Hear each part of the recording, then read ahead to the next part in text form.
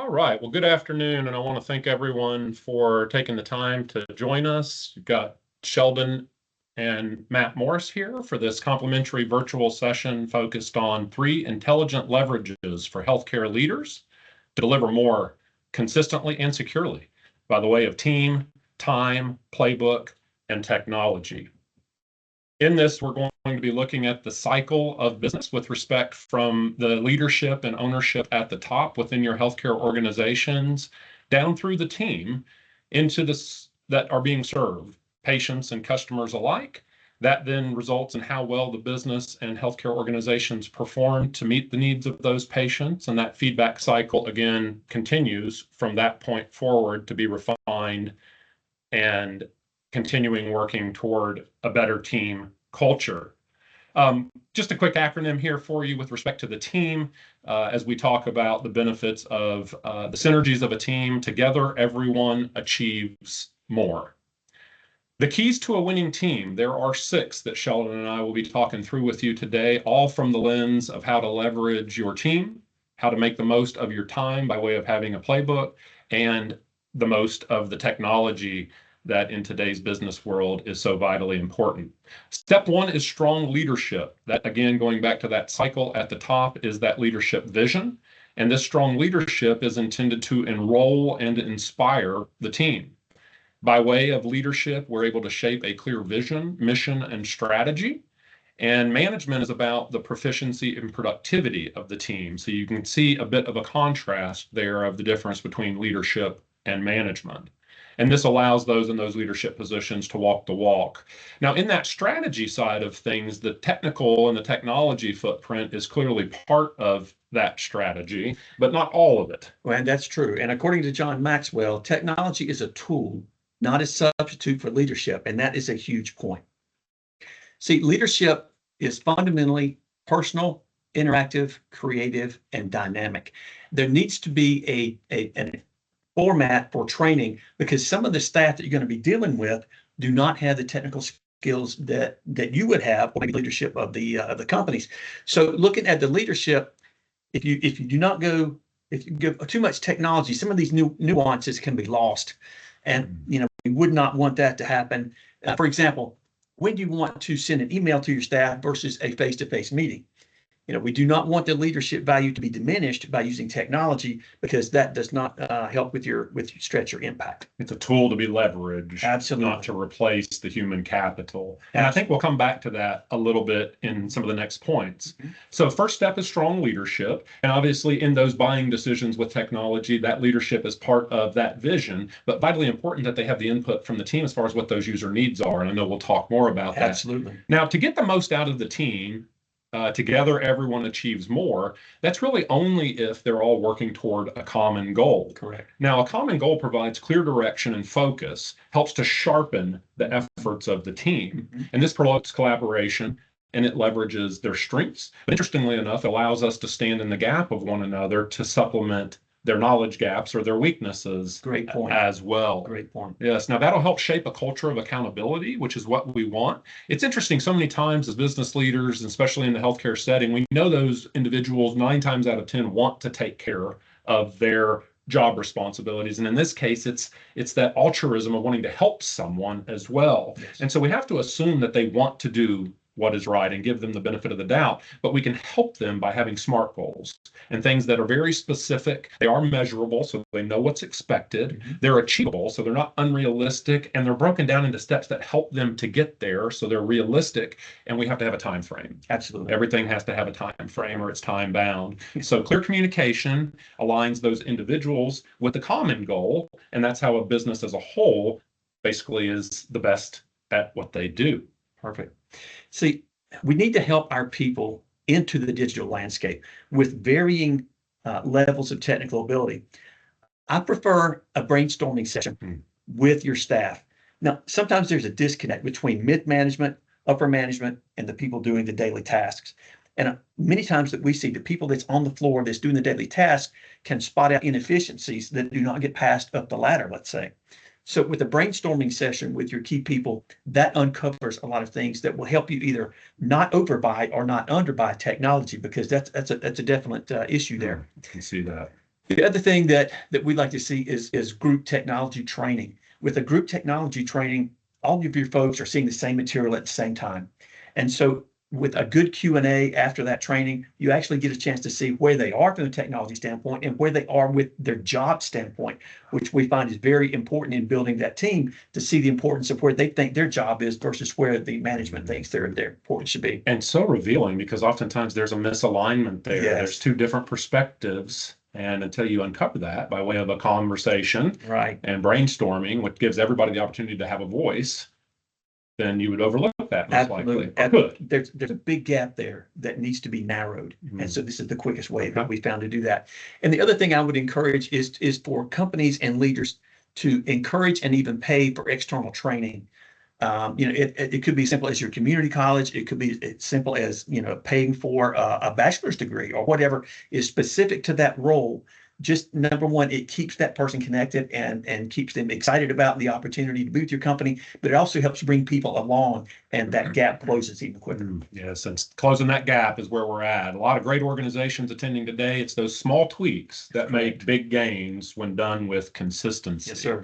Now, to do things consistently, we also have to know the third key point here, and that's the rules of the game.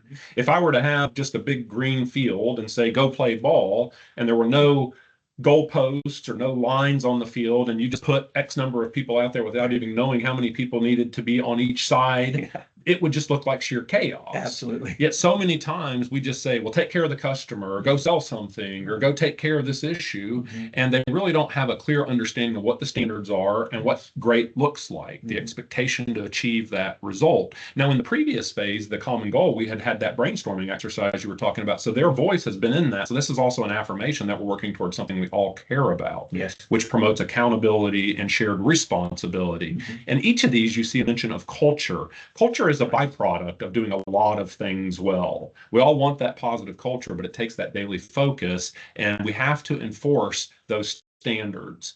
A lot of people know SOPs as standard operating procedures. Yes. Sheldon, I like to think of SOPs as standards of performance. Nice. Absolutely. And that's really what this goes to. Now, just something to be aware of. It's not always easy. And we understand that. Yes. If it was easy, everybody would be doing it, as they say, right?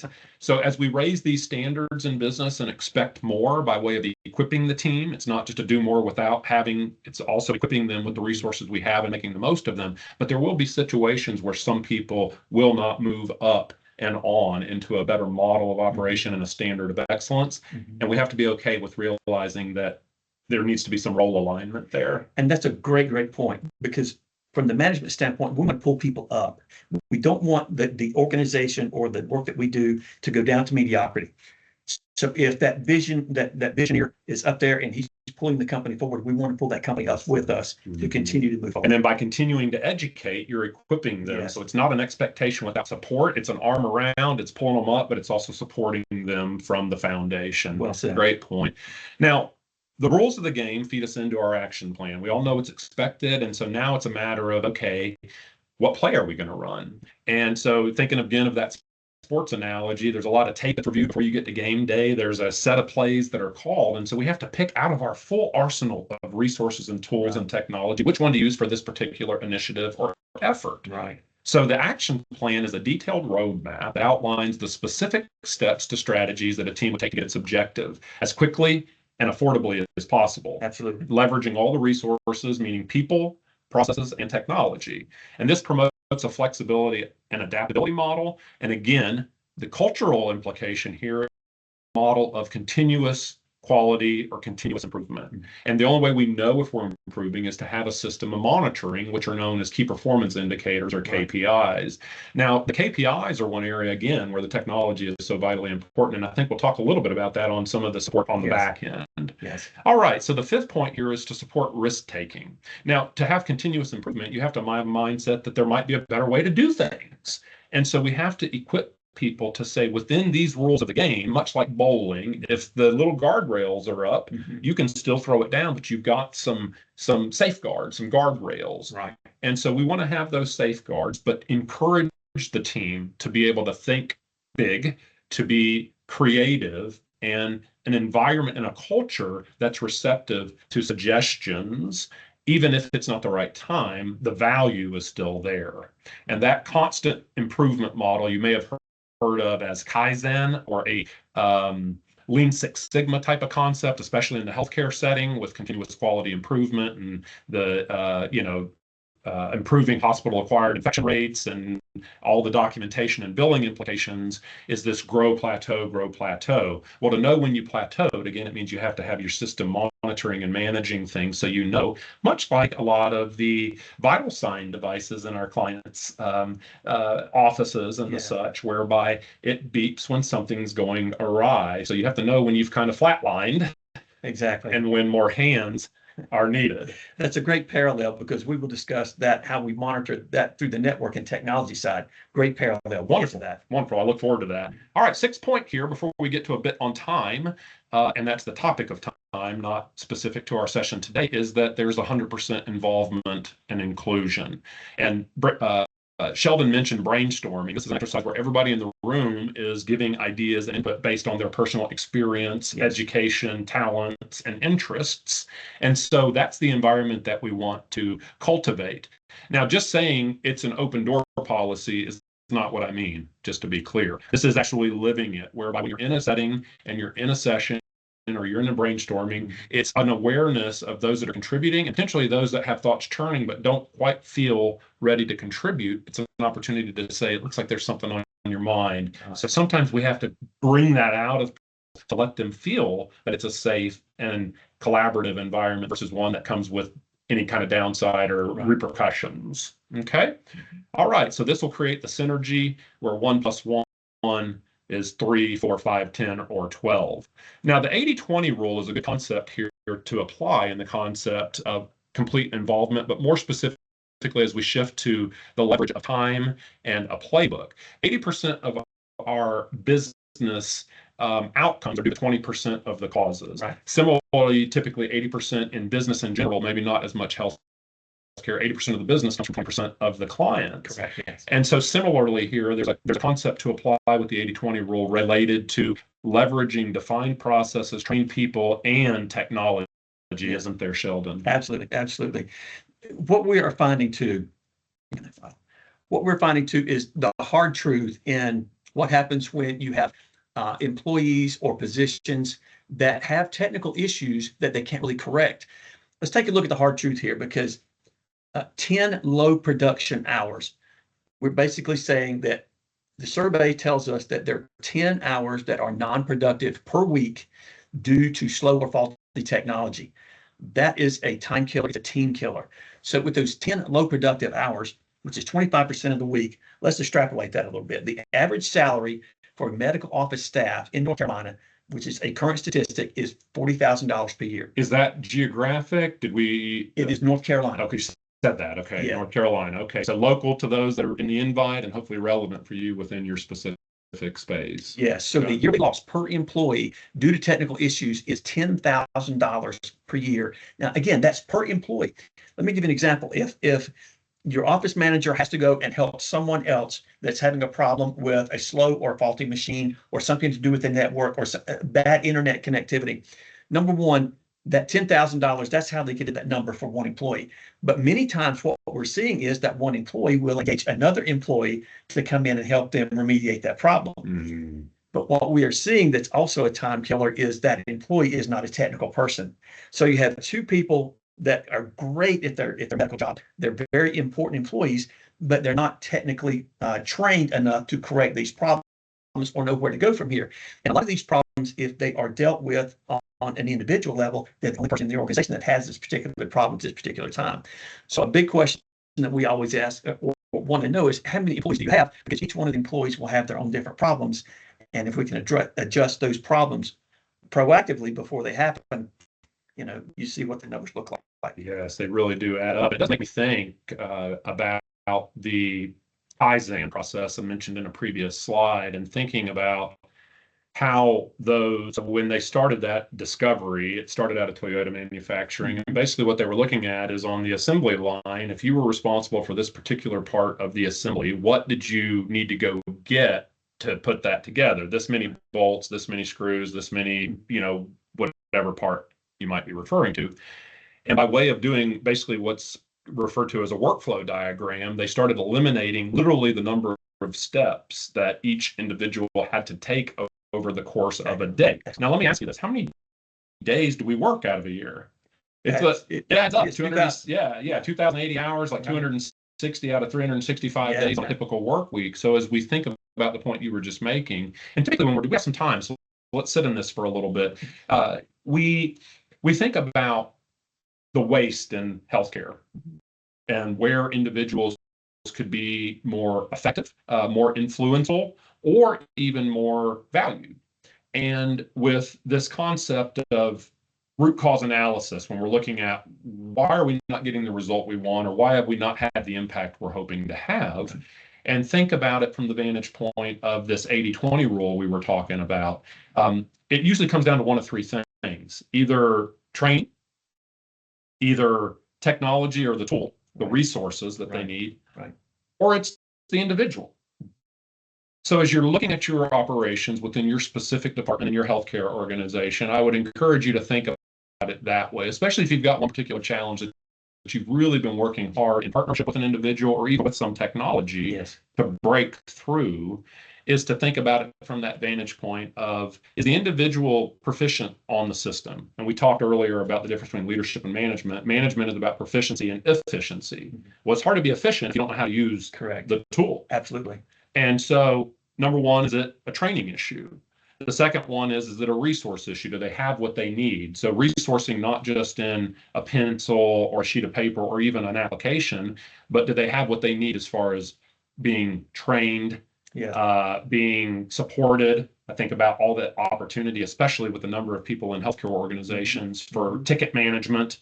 How do they get support on a system so they feel equipped to overcome their barrier? And so as you think about those things, it's either a training issue, it's a tool or technology issue, or back to that little, not everybody will come with us. Sometimes it's the person's not a fit for the role. Now, does that mean they're not a fit for the organization? Not necessarily. It just may mean that by way of having an honest conversation to really understand the culture of your department or your organization, there may be a misalignment with how they feel they fit in. Yes, and third-party software is a big thing in the medical industry. And with the third-party softwares, it does require specific training. And earlier in the presentation, we had a group training effort or a large training session. Those are invaluable and something that goes on month after month after month. And it's especially important when you have new staff members come on, that they get the proper training on the third-party software, because that's the lifeblood of what every department does, and get that proper training from the proper qualified people. Yes, and the training needs to be not just for initial deployment or install, but also for the continuous quality improvement mindset. Absolutely. If you think about it from a technology, they call them bug fixes. Right? So healthcare people on the phone here on the thing, right, as we're fixing viruses and bugs and people. On the technology side, very similarly there. And so each time there's an update that comes out, those people need retraining. That's right. So as you look for who your partners are, that ongoing support for that, that culture of continuous learning and quality improvement, you've got to be thinking about it not just as a software, but also the service. That's correct. That goes along with it. If I may add to, if we can teach our owners to use their resources and not try to do internal training, not try to put system training on the HR person or the office manager, you're kind of spinning your wheels there, because there's only so much of the information that they're going to be able to retain. And if they're responsible for different departments, that information is totally different. So with having access to the people for the third-party software or whatever the application is, do the specific training for the specific jobs, that's where you actually recoup a lot of your time. Yes. And then just connecting another dot from what you said there with me, as far as that, training to the individual, it's also that whole onboarding and recruiting piece too. There's a whole playbook for how to get the right people on the front end for the job. That's right. Which we can certainly talk through as well. Yeah. This is one of my favorite slides. I want you to remember this image. Before, when we talked about an office manager coming to help out another person who's having a technical problem, this actually is a parallel that we have, where you have a surgeon. Let's say it's 7 a.m. He needs to be in surgery at 7:30, but he's working on somebody's lawnmower. Now, I know that's a little bit far-fetched, but it's a great parallel to what happens is when a medical professional stops what they're doing, stops what they're getting paid for, stops serving patients and having to go help somebody that's having a technical issue. That is a killer. And so that's one of the things that we would like to see from our industry. If we can help cut down that non-productive time from the higher end folks that pushes down to the lower end staff, that's exactly what our process is. Yep. And there's a lot more advanced lawnmowers as well that we can take advantage of these days. Don't get stuck in the routine. Managed IT solutions is something that I would recommend all the medical staff to take a look at. Now, if you're a part of a hospital staff or part of a large organization, you'll have your own internal IT department. That is great. Honestly, sometimes they need a third-party audit because just like all IT people, everything evolves, everything upgrades. And so an outside look is not a bad idea. And so I would ask that for all the owners, the business practices, all the medical folks, embrace outsourcing. Outsourcing does the following things. Number one, it automates all your data services. Well, what am I talking about? Number one is disaster recovery. What happens if your power goes out? What happens if your internet connection is gone? What happens if you have a server either on site or remote that goes out? What happens if all of your staff has to go remote? Do whatever disaster. Seen that happen not too recently. Exactly, and too close to home. Oh too. Man, absolutely. All this needs to be done and decided beforehand as part of your business plan. Also, cybersecurity. Cybersecurity is getting to be a larger and larger issue every day. And honestly, our current environment in the world does pay a big tribute to that. It's not a small thing that happens to be people. It's a big thing that happens to all people in the industry. But healthcare is something that you're a target. I'll be honest with you. You're a target if you're a healthcare provider. We just saw one the other day where Social Security numbers and medical information could have been spread out, through everyone to see. That's just not a good scene, or even a rumor of a good scene, because that also affects everything that you do. In choosing an outsourcing partner, you want to be able to have them do remote monitoring of your network. This is 24/7. This is real time, so they can give you the health of your network. They can exactly see what is going on and compromise attempts and possible compromise attempts that come into your business, and real time troubleshooting for remediation. The days of rolling a truck for clients that have a trouble or an issue are few and far between right now in the technology industry, because if we monitor everything, there's that proactive ability that we have that we can stop a problem before you even see it. And so that's the kind of the environment that the medical community is moving into, and it can't happen quick enough. The other thing too with outsourcing, you want to interview folks that are very familiar with HIPAA. All right, that is the ruling body for everything that we do. Also, cybersecurity insurance compliance. Cybersecurity insurance is getting tougher and tougher, and the requirements are getting more tight because there have been so many falsified claims of folks that are not technical, checking boxes, to be honest with you. So you need to look for those cybersecurity experts to help you with that compliance. And again, management reports. When you look for a management report, and that's part of your job, okay, that's a time waste, in my opinion. If you have statistics and you have automated reports that I can email you and I can send you every morning, that is the epitome of absolute efficiency. That means you know where you were yesterday, so you know how to adjust to today.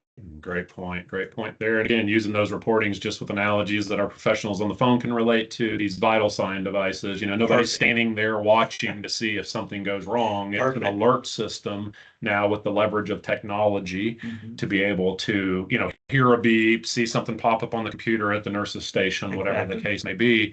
Now, the continuous learning space here, again, back to the HIPAA bullet that Sheldon just referenced, procedurally from a playbook, vitally important that PHI and the HIPAA requirements related to that are a blend of technical safeguards, but also organizational training by way of something as simple as not leaving sheets of paper with protected information flipped up when you go, to the break room, and badge access so that people don't have access to things that they don't need, and all of these different bits and pieces. Tailgating, as an example, just training with individuals to know from a technical safeguard, physical space, that you don't have somebody drafting behind you by way through. And these are these are human interventions versus technical interventions, and they need to be trained on how those two fit together. Yes. Because there's a baton handoff in the process between people managing the process and technology. On that 80-20 slide earlier, it referenced that 20% of our business should leverage the human power and be empowered by the 80% that is systemized largely by way of technical capabilities. So let me just say that again. 80% of your business should be systemized and your healthcare business operations. So the 20% of human capital can be focused on patient care and efficient delivery of those care services, while doing so, hopefully, in a positive financial space. Even the nonprofits, it takes revenue to run the business. Absolutely, good point. All right, great discussion. What we have also been seeing in our research, and this is according to Deloitte's 2024 global survey, 76% of companies outsource some specific IT functions.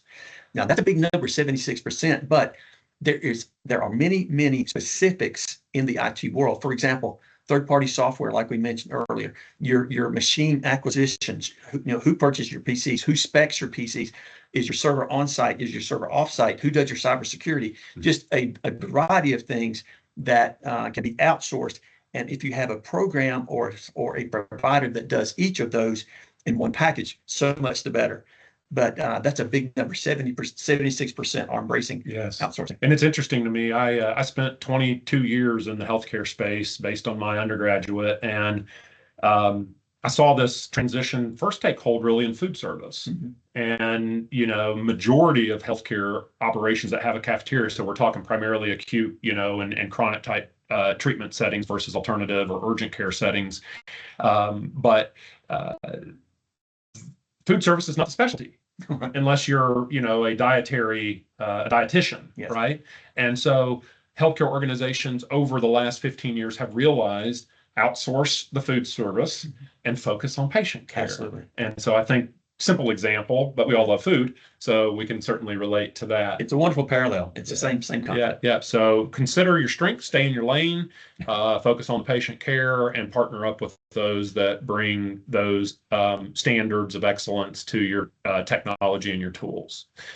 Brad Sugar, the founder of Action Coach, states that words can inspire, thoughts can provoke, but only action truly brings us closer to our dreams. The success formula within the framework is our dreams times our goals plus our learning times the plan times action equals results. In the middle of that is the learning. We hope that this session today, from a lifelong learning perspective, has offered some good insights, both in real time and on the playback, for those that are able to take the time to glean some knowledge from this.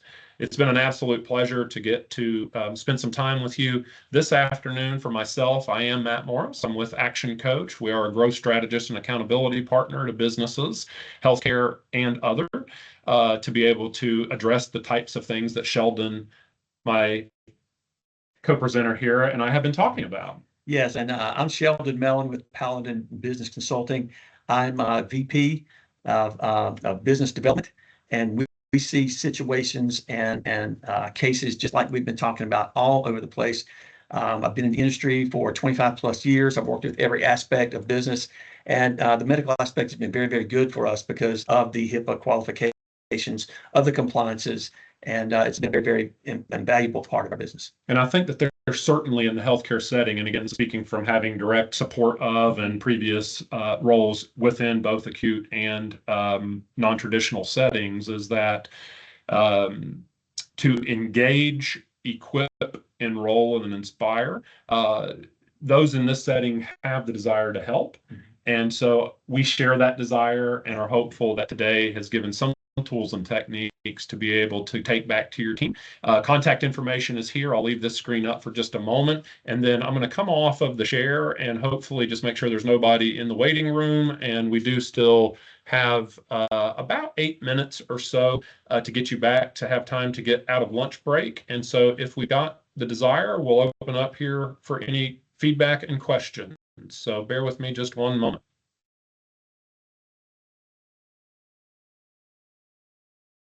All right, looks like we don't have any hands raised at this point. I'll just give it a moment to see if there is anyone that does have something to, there we go. Got one raised hand, and let me just see here. Tristan, are you able to speak, please? I am. Hello. Good afternoon. Thank you Good afternoon. for putting this together and delivering it. This is good information, a good resource. Certainly relevant to me. I'm sure it's relevant to others too. And I really just have a couple thoughts to add. It's really Please. directed toward my peers. This in small ways and large, probably just in expanding on the subject of the life cycle of training and user experience goes back to it's all part of the UX at the end. It's the user experience is going to have the ultimate impact on how the consumers are served, how the patients are served. My experience being primarily around service delivery operations, Okay. trying to identify those communication gaps. So I think holistically speaking, and what you guys presented here is beneficial in my space where I'm at in a position of middle management, being able to be acquainted enough with at the leadership level to kind of understand the business strategy aspect and providing holistic solutions. The hybridized approach makes the most sense. And Yes. I agree with that wholeheartedly. Not just, and this is something, especially I think other healthcare leaders should take into consideration that professional services internally when you have the financial capital to stand up a whole IT department internally, if it makes sense to you, do it. But take into account that when you're looking at it overall from a cost savings and maximizing your ROI, it makes sense to hybridize that approach to outsource many of those functions, especially in the cases of closing liability gaps, especially Yes. related to our compliance or other compliance standards that exist in the healthcare space. So this presentation speaks to my soul on many levels. So thank you, guys. Well, thank you, Tristan, for sharing your information. You're in the trenches. I mean, you see a lot of things. You're a healthcare professional in the IT world, and we've seen a lot of smaller practices be acquired from larger practices or hospitals or things like that. I would not be surprised if the reverse of that happens at some point. It all depends on what happens in the United States and globally and what the trends are. But by picking an outsourcing partner, you don't have to stand by yourself anymore. And that's the worst thing in the world, is having to build something internally with no support. And I know with your distinguished career, you probably had the opportunity to do that. But why? Why is the case now with all the technology we have, with all the specialized training that we have from the IT world, specifically in the cyber insurance, cybersecurity, and the HIPAA world? It just makes sense. And honestly, or outsourcing many times is much cheaper than having employees internally that does things. And so, I'm just glad that you were able to jump on board with us today. We appreciate the good words, but I also appreciate you, handling your organization, and we look forward to talking to you soon.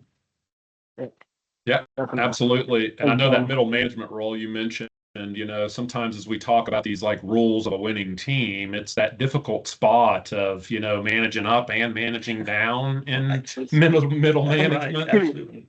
Yeah, if you root cause out to the end, I'm very process minded. It comes back to communication and ensuring you have holistic communication all the way up and down the pipeline, and that contributes to the circular nature of the Bayesian model of ongoing process improvement. You get there through holistic communication standards of SOPs and policies, because your SOPs are only as good as the work being done by the professionals who can carry that work out. Exactly. Yes. Great point. Yeah, and they've got to be living and breathing as well, because they do get outdated. So all phenomenal points. So grateful to have been able to share some things that hopefully at least were thought-provoking, and contact information there for any others that have been able to join or listen. Please do reach out. No obligation, no pressure, just two guys here trying to help that patient care be delivered with absolute excellence, and ensure those of you that are caught in the middle of that, give them the best and feeling like I don't have everything to do so, to find a way to get there and be in the gap, stand in the gap. And let's do that for each other here in the Hickory and surrounding community. Go out and make it a wonderful afternoon. And we do appreciate you very much. Thank you so much. Thank you, guys.